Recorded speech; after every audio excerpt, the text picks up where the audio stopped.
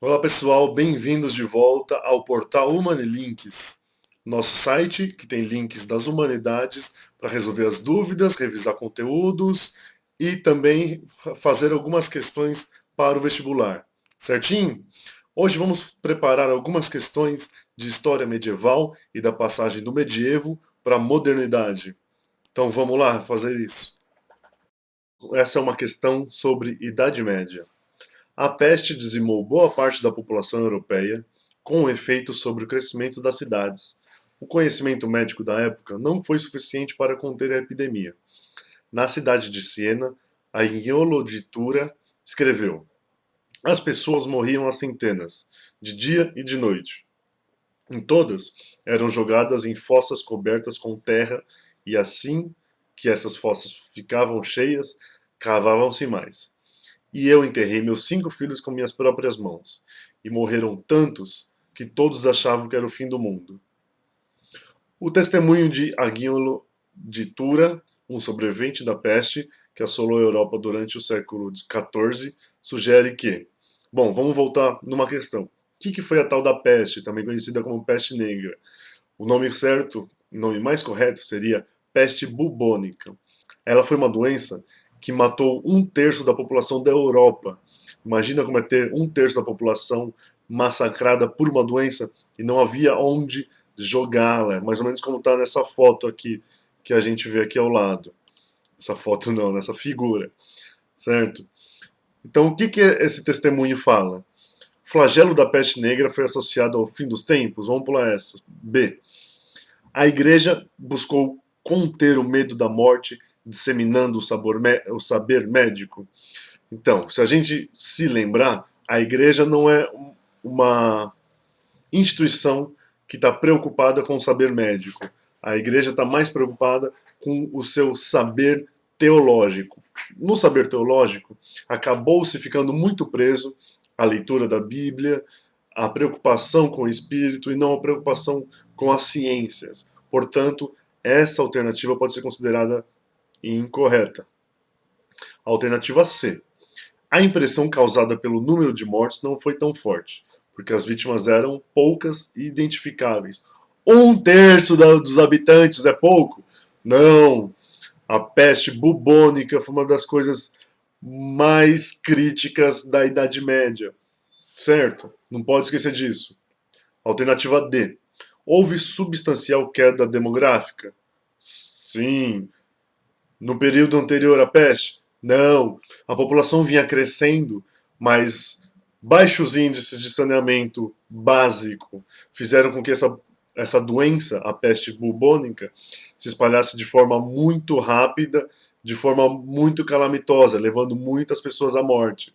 Então, não houve queda substancial no período anterior. Depois da peste obviamente, teve uma queda demográfica. E o drama vivido pelos sobreviventes era causado pelo fato de os cadáveres não serem enterrados. O próprio texto diz: os corpos eram jogados em fossas cobertas com terras, e sim que ficavam cheias, cavavam-se mais fossas. Os corpos eram jogados às ruas. Muita gente morreu. Não havia o mínimo de cuidado com essas pessoas, certo? Então, o drama vivido pelos sobreviventes não era só porque os cadáveres não eram enterrados, era por causa da morte mesmo. Tanto que a peste negra foi associada ao fim do mundo. Como era uma época muito cristã, aquele número enorme de mortes fez com que as pessoas pensassem que aquilo era o fim do mundo. Certo? Questão respondida, vamos para a próxima. Vamos lá, mais uma questão sobre o renascimento comercial aqui. Em O Renascimento, uma obra do historiador Nicolau Shevchenko, ele afirma: o comércio sai da crise do século XIV fortalecido.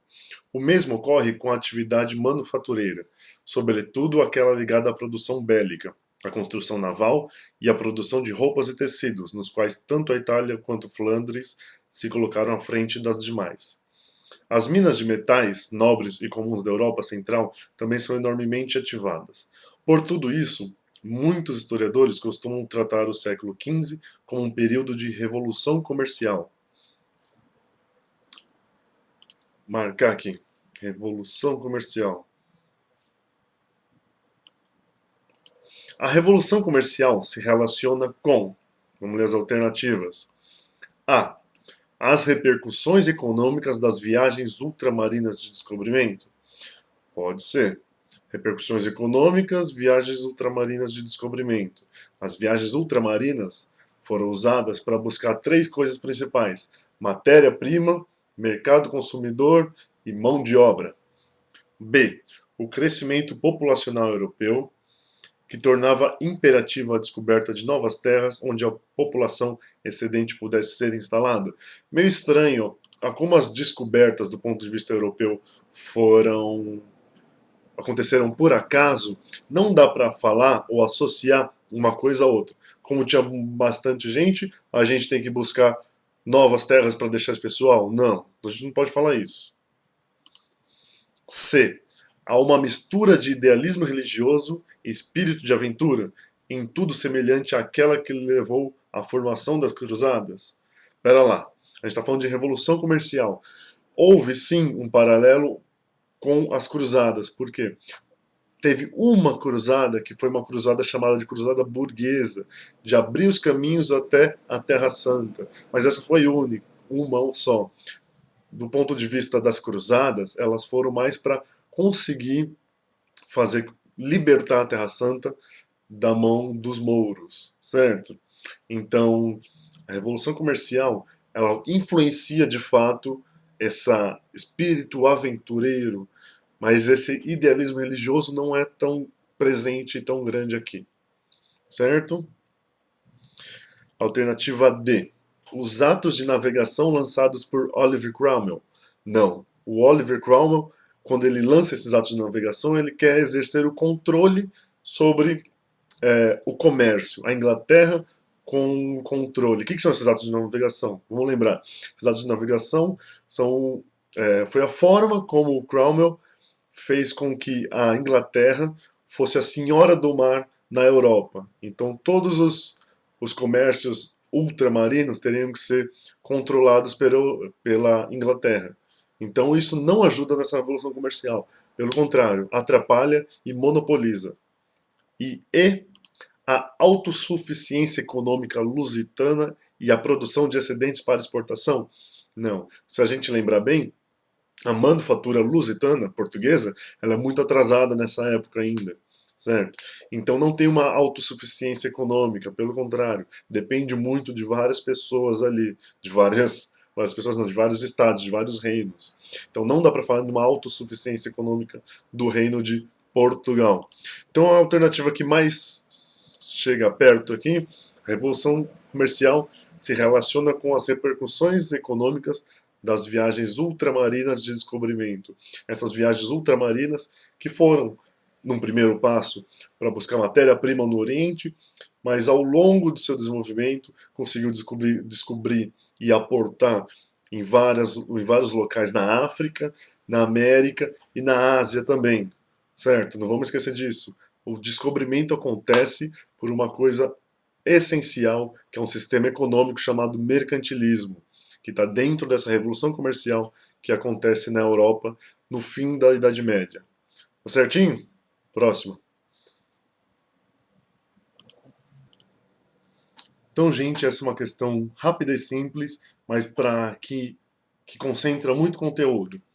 A figura ao lado, essa capa, apresenta a capa do Índex de Livros Proibidos, editado em Veneza no ano de 1564, por determinação do Concílio de Trento. O Concílio de Trento foi uma reunião das principais autoridades da Igreja que durou entre 1545 e 1563. É o mais longo concílio da Igreja. Tendo em vista o contexto da Contra-Reforma, o objetivo do Index era, vamos lá, primeiro, o que é o Index Librorum Prohibitorum? É o índice dos livros proibidos pela Igreja Católica. Neste momento, é o momento da Reforma Protestante, quando o luteranismo está nascendo, o calvinismo, o anglicanismo nasce na Europa como uma crítica à Igreja cristã tradicional. Essa crítica é fundamentada numa tentativa de abrir para uma leitura mais humana da igreja, para uma leitura que parte da razão humana à religião, certo? Essa crítica da reforma começa a considerar de uma forma maior a inteligência humana para achar seu próprio dogma, a sua própria doutrina. Tudo bem? Tendo em vista esse contexto da Contra-Reforma, o objetivo do Index era ilustrar os fiéis católicos? Não. Ele está ilustrando? Não. Ele está mostrando aos fiéis o que ele não deveria ler. Então, reforçar a censura? Pode ser que sim, vamos para C. Esclarecer os membros do clero? Pelo contrário, ele está tirando da leitura dos membros do clero alguns livros. Estabelecer a tolerância? Não, nessa época a igreja não está muito preocupada com a tolerância. Aliás, a tolerância é uma coisa que preocupa a igreja do ponto de vista da manutenção do seu poder. E catequizar os nativos do novo mundo? Não. Uma das pautas do Concílio de Trento é como catequizar os nativos do novo mundo, sim. Mas o índice, ele não está aí para isso. O índice, ele está aí para... E o índice é isso mesmo, é uma lista de livros que é proibido ler. Ele está aí para proibir, para censurar. Então vamos lá, sem reforçar a censura desses livros que são proibidos de ler. E quem está lá? Uma infinidade de gente. É um índice que existe ainda hoje.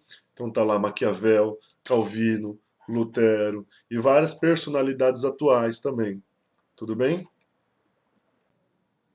Então, pessoal, essas foram algumas questões sobre o finzinho da Idade Média que vai passar para a Idade Moderna. Renascimento comercial que acontece na Europa com a chegada dessa nova classe de mercadores que está acontecendo ali, também sobre a crítica ao poder da igreja e também como que a igreja se defende disso tudo, tá certo? Depois vai acontecer as reformas, os descobrimentos, tudo que a gente vai ver já já no começo da Idade Moderna. Tudo bem? Obrigado por assistirem, curtam e estejam presentes sempre. Tchau, tchau.